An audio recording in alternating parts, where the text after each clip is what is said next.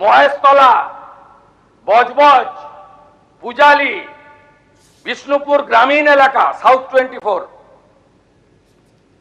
সোনারপুর, বারুইপুর পুর এলাকায় সমস্ত নির্মীয়মান কাজ জরুরি পরিষেবা ছাড়া আমরা বন্ধ রাখলাম।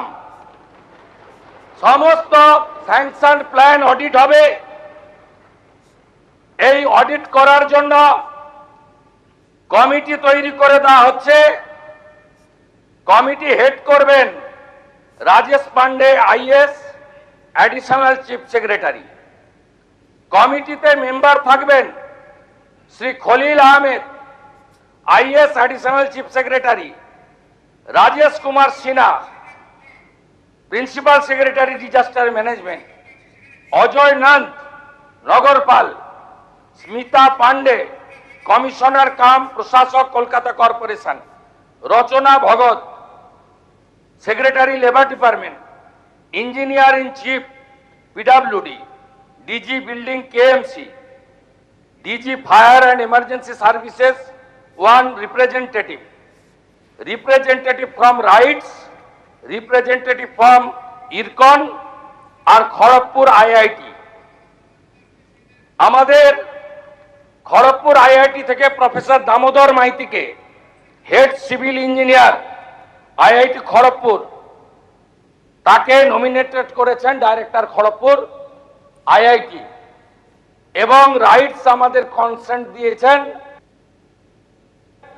তারা যত বিল্ডিং প্ল্যান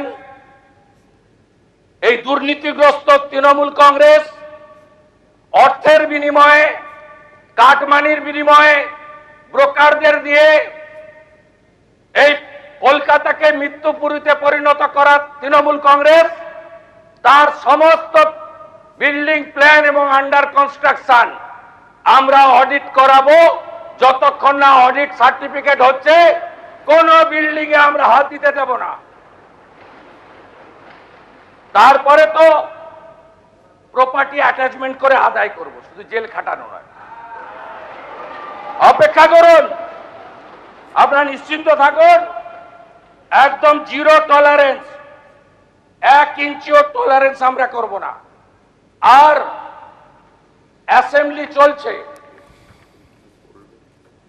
আগের মুখ্যমন্ত্রীর মতো তু খিঁচ মেরি ফটো আর বিধানসভাকে অস্বীকার করে বাইরে অ্যাকশন আর কম্পেনসেশন আমরা অন্তত করি না।